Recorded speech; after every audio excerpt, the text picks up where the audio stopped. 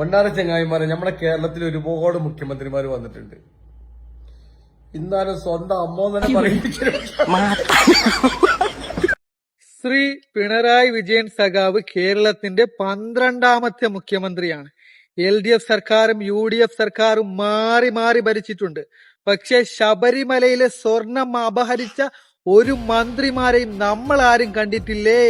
പിന്നെ ശബരിമലയിലെ പൂജാരിയുടെ അച്ഛന് സമ്മാനങ്ങൾ നൽകിയ ഒരു മന്ത്രിമാരെയും നമ്മൾ ആരും കണ്ടിട്ടില്ലേ.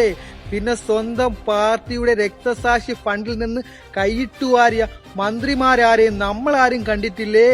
പിന്നെ സ്വന്തം പാർട്ടിയുടെ രക്തസാക്ഷി ഫണ്ട് കൈയിട്ടുവാരിയ നേതാവിനെ ഇലക്ഷന് നിർത്തിയ മന്ത്രിമാരെ നമ്മൾ ആരും കണ്ടിട്ടില്ലേ. പിന്നെ സ്വന്തം പാർട്ടിയിലെ ഒരു ചെറുപ്പക്കാരനെ കൊലപ്പെടുത്തിയ പാർട്ടിയുടെ വോട്ട് വേണമെന്ന് കേണപേക്ഷിച്ച ഒരു മന്ത്രിമാരെയും നമ്മൾ ആരും കണ്ടിട്ടില്ലേ. പിന്നെ കൊലപ്പെടുത്തിയ പാർട്ടിയുടെ കൂടെ ചേർന്നുകൊണ്ട് ഇലക്ഷൻ പ്രചരണം നടത്തിയ ഒരു മന്ത്രിമാരെയും നമ്മൾ ആരും കണ്ടിട്ടില്ലേ. പിന്നെ ന്യൂനപക്ഷങ്ങളെ വർഗീയവാദികളെന്ന് മുദ്രകുത്തിയ നേതാക്കളുടെ കൂടെ ചേർന്നുകൊണ്ട് അവരെ സപ്പോർട്ട് ചെയ്തുകൊണ്ട് അവരെ കാറിൽ യാത്ര ചെയ്ത ഒരു മന്ത്രിമാരെയും നമ്മൾ ആരും കണ്ടിട്ടില്ലേ. പിന്നെ മണിയാശാനുണ്ടല്ലോ, മണിയാശാൻ ഞങ്ങളുടെ പെൻഷനും വാങ്ങിച്ച് ഞങ്ങൾക്കെതിരെ കുത്തിയെന്ന്. എടാ സഖാക്കളെ, അല്ലെങ്കിൽ മണിയാശാനെ, നിങ്ങളുടെ ആരുടെയും ഔദാര്യമല്ല ഒരു പാവപ്പെട്ടവന്റെയും പൈസ, അത് അവരുടെ അവകാശമാണ് കേട്ടോ. നമ്മുടെ നാട്ടിൽ PSC എഴുതി എത്ര ചെറുപ്പക്കാരാണ് ജോലിക്ക് വേണ്ടി കരഞ്ഞത്, പട്ടിണി കിടന്നത്.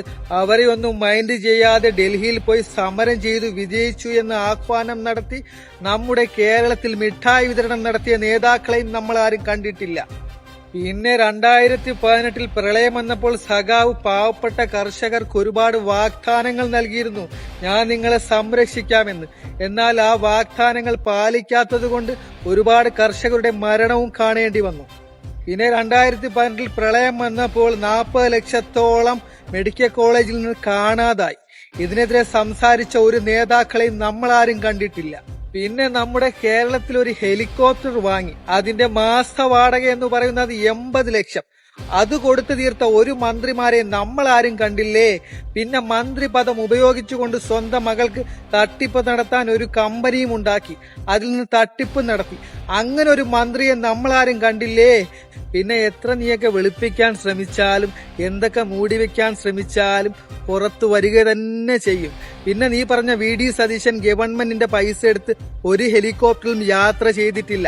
പിന്നെ നിങ്ങൾ കൊടുക്കുന്നേക്കാളും 2 ലക്ഷം രൂപ വീതം കൂട്ടിക്കൊടുത്തിട്ടുണ്ട് പാവങ്ങൾക്ക്. വീട് വെക്കാൻ 12 ലക്ഷം വരെ വർദ്ധിപ്പിച്ചിട്ടുണ്ട്. കേട്ടോ മോനെ ശഖാവേ.